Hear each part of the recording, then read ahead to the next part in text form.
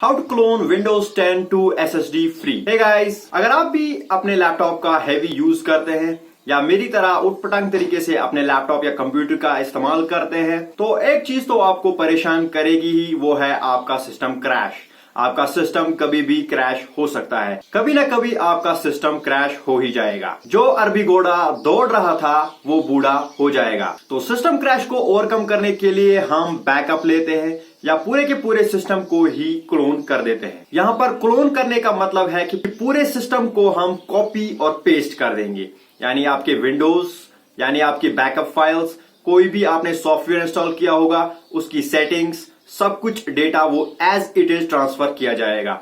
इसको हम क्लोन कहते हैं। बैकअप या क्लोन करने के लिए हम यूज करेंगे AOMEI सॉफ्टवेयर, जो कि एक फ्री सॉफ्टवेयर टूल है जिसकी मदद से हम बैकअप कर सकते हैं, अपनी फाइल्स क्लोन कर सकते हैं और साथ ही साथ उसके बाद रेस्टोर भी कर सकते हैं। दोस्तों, ये एक फ्री सॉफ्टवेयर है जिसमें हम बैकअप का ऑप्शन फ्री में मिल जाता है और बाकी अदर सर्विसेज है इसके पास और वो हमें पेड वर्जन में मिल जाती है।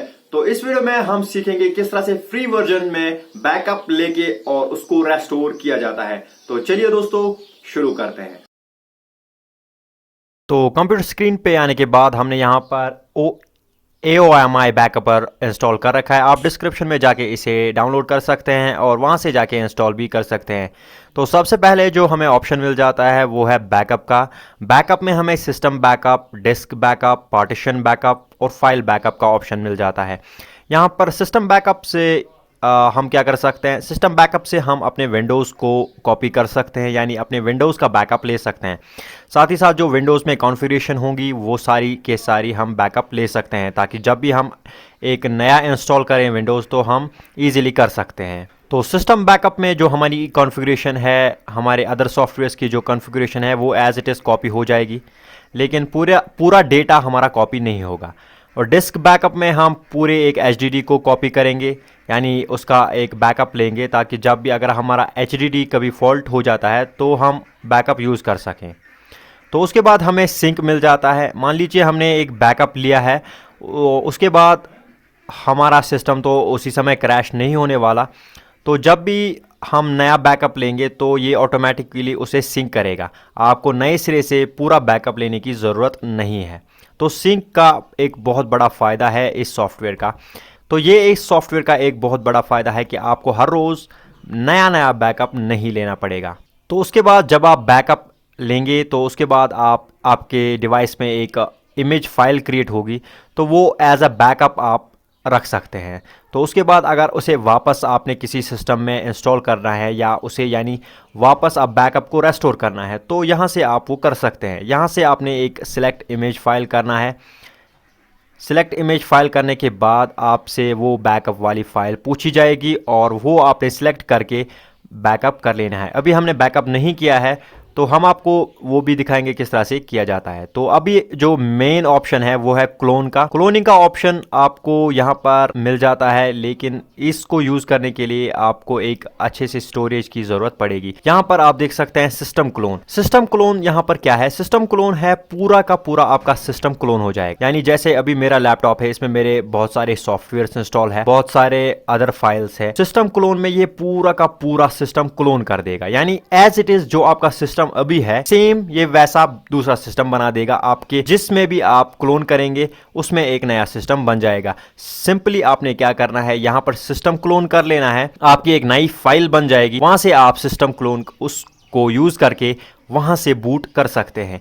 मान लीजिए हमारे पास हमने एक नई SSD लगाई है, तो SSD हम यहाँ पर सिस्टम क्लोन करेंगे और सिस्टम क्लोन को हम किस में करेंगे, उसी सेम SSD में जो हमने नई लाई है। तो उसमें जब हम करेंगे ये सारी फाइल्स उसमें ट्रांसफ़र हो जाएंगी, हमारी विंडोज़ की व हमारे सॉफ्टवेयर की सारा डेटा सारा कुछ ट्रांसफ़र हो जाएगा उसमें। और फिर हमें क्या करना है, जैसे हम बूटेबल पेन ड्राइव का इस्तेमाल करते हैं अपने विंडोज़ को बूट करने के लिए, तो सेम उसी तरह हमने फिर उसी SSD से बूट करना है और हमारा विंडोज़ जो है वो एज इट इज कॉपी हो जाएगा। फिर उसके बाद हम जो है हमारी एग्जिस्टिंग जो C ड्राइव होती है उसे हम फॉर्मेट करेंगे, क्योंकि अब हमारी जो नई वाली SSD है वो हमारी C ड्राइव बन चुकी है। तो इस प्रोसेस के लिए हमने यहाँ पर क्लोनिंग, आप यहाँ पर देख सकते हैं हम क्लोनिंग कर रहे हैं। तो क्लोनिंग में हम यहाँ पर E ड्राइव का यूज़ करेंगे। तो लेकिन ई ड्राइव को यहाँ पर पहले आप देख सकते हैं, आप ऐसे ही एज इट इज़ इसे यूज़ नहीं कर सकते क्योंकि जो भी इसमें फाइल्स होंगे वो डिलीट हो जाएंगे, क्योंकि ये इसे एज अ सी ड्राइव अब लेगा। तो यहाँ पर हम ये डेमो के लिए इस वाली ड्राइव को फॉर्मेट कर देते हैं। आप यहाँ पर देख सकते हैं ये पूछ रहा है कि बैकअप ले लीजिए इस ई ड्राइव का। तो इसको लेने के बाद हम बैकअप यहाँ पर ले लेते हैं इसका। तो फिर से वापस आएंगे। तो यहाँ पर दोस्तों आप देख सकते हैं हम फॉर्मेट करके आ चुके हैं वापस, और यहाँ से हम ओके पे क्लिक करेंगे और यहाँ पर आप देख सकते हैं क्या क्या फाइल्स हमारे डेस्टिनेशन फाइल में जाएंगे। तो सिस्टम पार्टीशन जाएगा, सिस्टम पार्टीशन, और तीनों यहाँ पर हमारे सिस्टम पार्टीशंस है जिसमें ओएस है, सिस्टम है और रिकवरी है।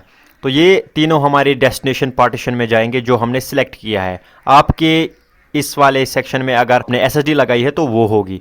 हम यहाँ पर ई ड्राइव सेलेक्ट करेंगे। तो यहाँ पर दोस्तों मेरे इस बैकअप में तकरीबन 2.5 घंटे लगे पूरा बैकअप होने में।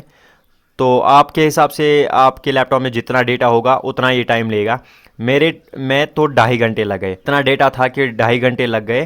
तो यहाँ पर दोस्तों आप देख सकते हैं जो है हमारा बैकअप है वो कंप्लीट हो चुका है, हमारा सिस्टम पूरा क्लोन हो चुका है। तो यहाँ से हम फिनिश पे क्लिक करेंगे और यहाँ पर आप देख सकते हैं हमारा फाइल बैकअप है वो कंप्लीट हो चुका है। अब हम यहाँ पर ई ड्राइव में देखेंगे ई ड्राइव का क्या हाल है। तो ई ड्राइव आप यहाँ पर देख सकते हैं 2 ओएस फाइल्स हमारे पास है, 2 ड्राइव्स हमारे ओएस है। तो आप यहाँ पर देख सकते हैं हमारी जो सी ड्राइव है वो भी ओएस है और यहाँ पर ई ड्राइव है वो भी ओएस बन चुकी है। यानी हमने जो ई ड्राइव है वो हमने ओएस ड्राइव यानी सिस्टम फाइल्स की ड्राइव कॉपी क्लोन कर दी है। तो यहाँ पर अब हमारे पास 2 है, लेकिन अभी हमें इसकी ज़रूरत नहीं है क्योंकि हम जो है इसका यूज़ नहीं करेंगे। आप यहाँ पर देख सकते हैं जो फाइल्स है वो टोटली सेम होने वाली है। आप यहाँ पर देख सकते हैं हम दोनों आपको दिखा रहे हैं, दोनों फाइल्स पूरी तरीके से सेम है।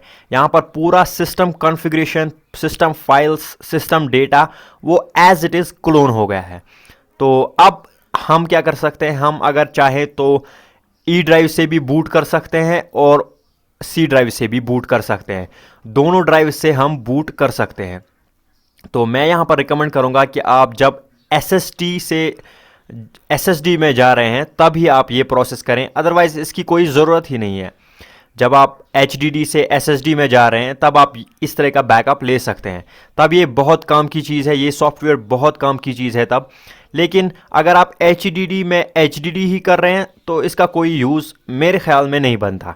लेकिन अगर आप एसएसडी यूज़ करना चाहते हैं, आपका सिस्टम एचडीडी पे चल रहा था, अब आप एसएसडी पे जाना चाहते हैं, then it is a very very big thing, it is a very very best thing to do.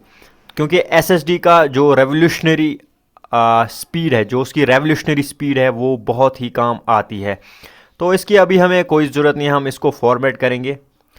इस तरह से हम बैकअप ले सकते हैं और क्लोन कर सकते हैं अपने सिस्टम को AOMEI बैकअपर से। डिस्क्रिप्शन में जाके आप इसको डाउनलोड कर सकते हैं, आपको लिंक मिल जाएगा। आप इसे फ्री में यूज़ कर सकते हैं, ऐसी कोई बात नहीं है। जो सिस्टम क्लोन है, सिस्टम बैकअप ऑप्शंस है वो इसमें बिल्कुल फ्री है। इसमें जो टूल्स वाला सेक्शन है वो पेड है, यानी अगर वो टूल्स आपने यूज़ कर रहे हैं तो वो आपको पेड मिल जाएंगे।